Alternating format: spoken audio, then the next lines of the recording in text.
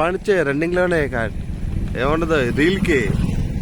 full video ఇవాడ మన voice తీసుకోవాలి full video నీలో కూడా